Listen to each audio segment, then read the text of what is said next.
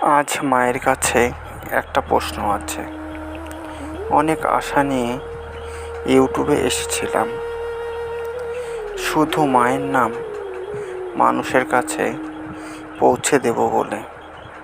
কিন্তু নিজের জীবনের কতটা সময় যে এই আশার পেছনে হারিয়ে ফেললাম আজ বুঝতে পারছি। আমার মতো ভুল যেন কেউ না করে। নিজের জীবন আর স্বপ্নকে কখনো অবহেলা করো না। মা, এত কিছু হারিয়ে তোমার নামটা ছাড়তে পারলাম না। হয়তো একদিন তুমি আমার এই কষ্টের উত্তর দেবে।